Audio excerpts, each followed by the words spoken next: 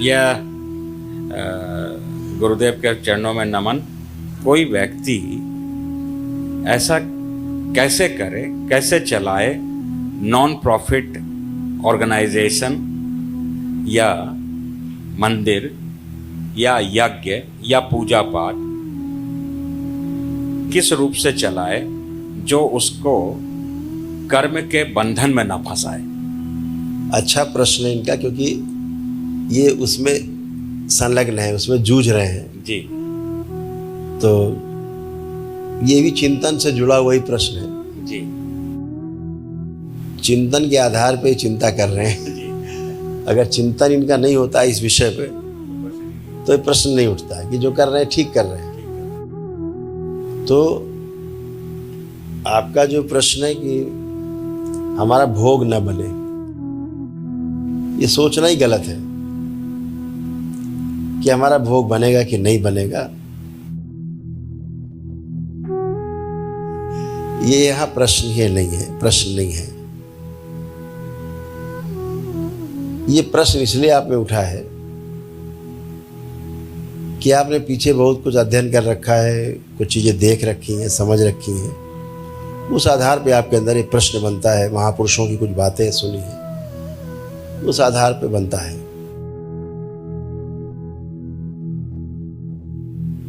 ये सारा जो जुड़ा हुआ किस्सा है जो आप कर रहे हैं, आपके अंदर समाज के लिए कुछ करने का भाव ही तभी उत्पन्न होता है जब आपके अंदर चिंतन शुरू होता है, क्योंकि चिंतन सबके लिए है। और चिंतन के अर्थ में किया गया कार्य कभी भोग नहीं पैदा कर सकता। कौन सा भोग?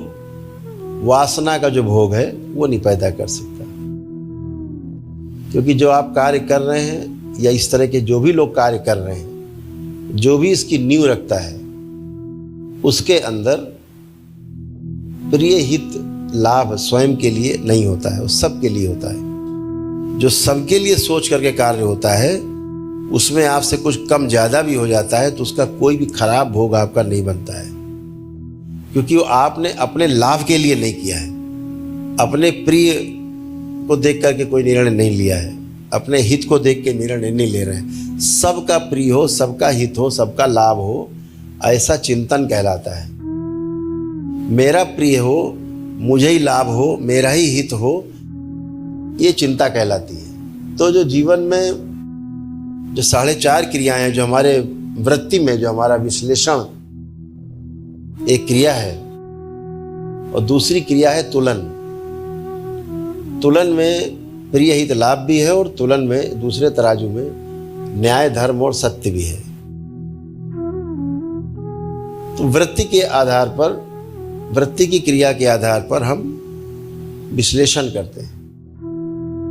तो विश्लेषण किसका करेंगे? या तो एक सीढ़ी नीचे उतर के करेंगे मन का, या एक सीढ़ी ऊपर चढ़ के करेंगे चित्त का।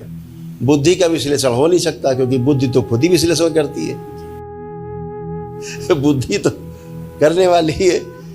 इसलिए वृत्ति बहुत महत्वपूर्ण है कि हम जब संसार का चिंतन करते हैं तो हमें नीचे उतरना पड़ता है मन की तरफ,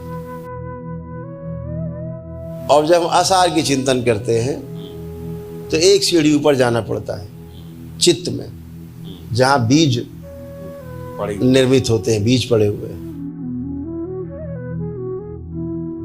कोई भी नर्सरी जिसने बीज पर काम नहीं किया है, उसकी बाग कभी भी अच्छी नहीं होगी। तो चित्त के स्तर पर, जहां पर चित्त में, जहां पर इच्छाएं रहती हैं, जहां आपकी स्मृतियां रहती हैं, वो स्थान चित्त है, आपका कारण शरीर है। तो अगर आपने कारण पर विचार कर लिया है तो निवारण आपका सही सही आएगा। कारण को ठीक से देख लिया है, संसार में समस्या है कहाँ, क्यों और कैसे नहीं समझ में आ रहा है तो समस्या है। क्यों हो रहा है, कैसे हो रहा है, क्यों करना है, कैसे करना है, क्लियर हो जाए तो समाधान है। तो जो कर पा रहे हैं लोग पूरे विश्व में इस तरह का कार्य, वो अच्छे भाव से ही कर पा रहे हैं। और इसमें हर तरह का व्यक्ति मिलता है आपको, हर तरह के व्यक्ति का आपको सहयोग चाहिए होता है। आप ये क्लियर नहीं कर सकते कि ये आदमी सहयोग कर रहा है, ये चोरी करके लाया है, ये आदमी सहयोग कर रहा है तो मेहनत करके पैसा लाया है। आप इसको आप क्लियर नहीं कर सकते, और आवश्यकता भी नहीं है, इसकी आवश्यकता भी नहीं है कि ये डाकू मान सिंह आपको रुपया दे रहा है कि आपको वो टाटा बिरला दे रहे हैं। आपके पास सिर्फ धन आया है और आपके पास केवल एक स्किल होनी चाहिए कि हम उसका सदुपयोग कर सकें। धन का सदुपयोग करना ही हमारा सबसे बड़ा समाधान है और हमारा भोग नहीं बनता। हमको साहूकार पैसा दे, हमें नंबर 1 का आदमी पैसा दे, उसका हम दुरुपयोग करें, हमारा भोग बनता है, खराब भोग बनता है। इससे बचने को उपाय नहीं है। तो हम इस चिंतन के आधार पे कि हम जो कर रहे हैं वो अच्छा हो, जो हमारे साथ जुड़े वो कर का और अच्छा हो, इसको जो लोग आगे बढ़ाएं उससे और अच्छा हो। अच्छे का चिंतन, अच्छा होने का चिंतन बहुत सुंदर है। तो 2 ही क्रियाएं हैं, एक अच्छा करना और दूसरा अच्छा होना। अच्छा करना अच्छा होना जैसा दिखता है, लेकिन ऐसा होता नहीं है। अच्छा करना एक विषय है, अच्छा होना दूसरा विषय है। अच्छा करना जो है वो क्रिया है, अच्छा होना वो घटना है। तो क्रिया और घटना का जो अंतराल है यही ध्यान कहलाता है। तो क्रिया हमेशा जो है आप करने जाएंगे तो क्रिया हमेशा आपके वर्तमान में होगी।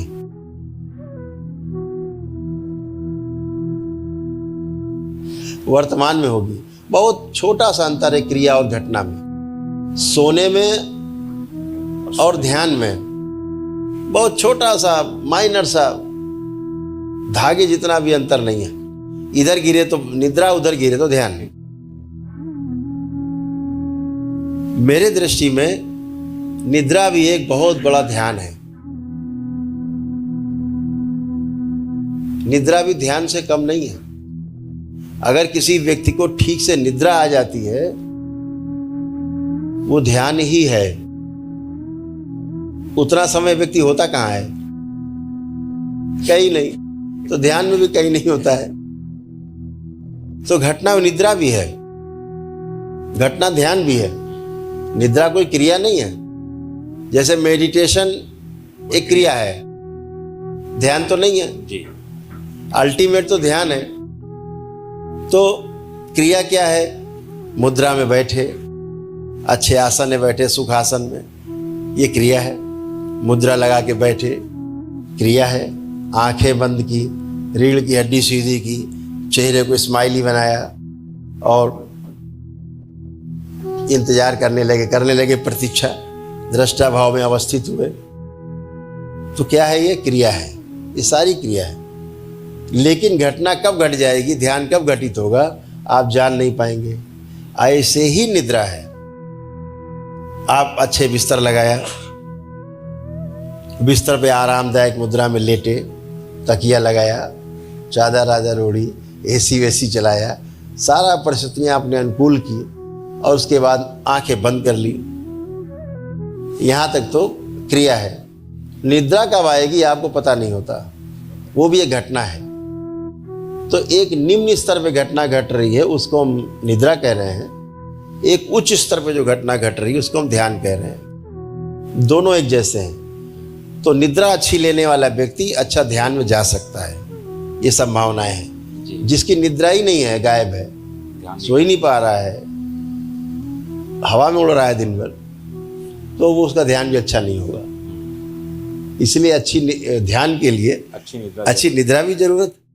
तो कोई भी आप क्रिया कर रहे हैं, कुछ भी आप कर रहे हैं, आप जब इस भाव से कर रहे हैं कि मैं जो कर रहा हूँ वो सबके लिए सदुपयोग हो, सबका उसमें अच्छा हो, सबका उपकार हो, तो उसमें कहाँ से पैसा आता है, कौन कैसे दे जाता है, कौन कहाँ से लाया, कौन कैसे कर रहा है, चोर आपका सहयोग कर रहा है कि साहूकार कर रहा है, इसका कोई मैटर नहीं। आपका परिणाम अच्छा आना चाहिए।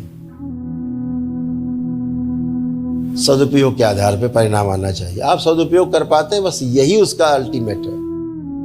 तो जब सदुपयोग करते हैं तो कोई भोग नहीं बनता किसी प्रकार का। और इसको अगर और थोड़ा रिफाइन कर लें, थोड़ा और ज़्यादा कर लें, आप ताला लगा दें तिजोरी में। कौन सी तिजोरी? भोग की तिजोरी। ना अच्छे का ना बुरे का। मैं करता हूं, मैं अक्रियाशील का पार्ट हूं, मैं करता ही नहीं, बस माध्यम हूं। तो ना तो अच्छे का पुण्य ना बुरे का खराब भोग पाप दोनों ही नहीं आएगा। और यही चाहिए। अगर पार होना है 84 लाख योनियों के जन्म मरण के बंधन से, तो अच्छा करने से और अच्छा होने से, दोनों से, तमोगुण से, रजोगुण से और सतोगुण से, तीनों से पार जाना होगा, तभी मुक्ति है। अगर अच्छा पकड़ लिया आपने तो फिर से दोबारा भोगने के लिए आप तैयार रहिए, अच्छा फिर से मनुष्य योनि में। इसलिए महापुरुषों का एक कहना है कि हम तीनों से पार जाएं, और तीनों से पार जाने का एक ही विधि है, शिवत्व, साक्षी भाव, दृष्टा भाव। यही रास्ता है। हरिहर।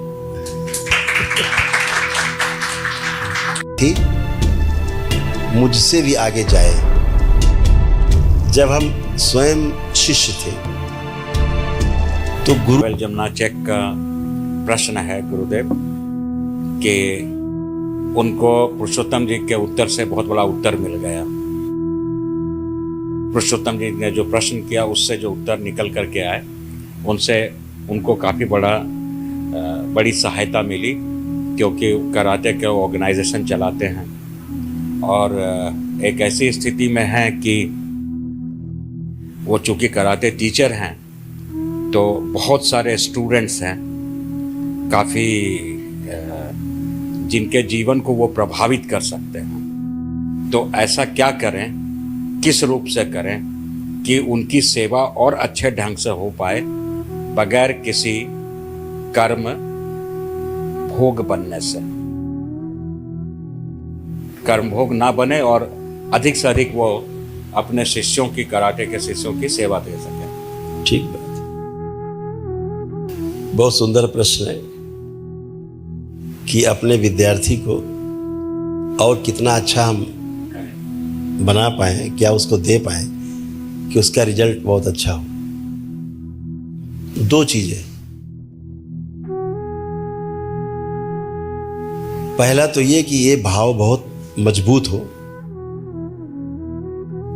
पहला भाव कि मेरा शिष्य, मेरा विद्यार्थी मुझसे भी आगे जाए।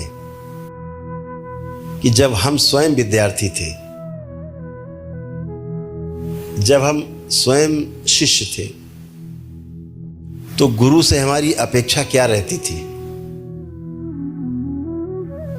इसको हम बार बार टटोल के देखें अपने अंदर। निश्चित रूप से जो आपके प्रश्न रहे हैं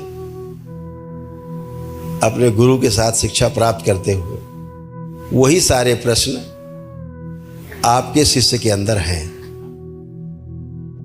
इस आधार पे भी आप उसका समाधान कर सकते हैं और अच्छा बना सकते। Thank you. इसमें एक छोटी सी बात और है। जब कभी हम शिष्य होते थे, शिष्य तो हम जीवन भर रहते हैं, फिर भी कहने के लिए शब्दों में कि जब तक जिंदा गुरु साथ में था, हम शिष्य रहते हैं। मेरे जीवन में किसी ने भी कोई हमारे साथ बहुत आगे बढ़ करके हमारी मदद की हो, जिसकी हम अपेक्षा भी नहीं करते कि कोई करेगा, तो हमारे मुंह से वही निकलता है, थैंक यू।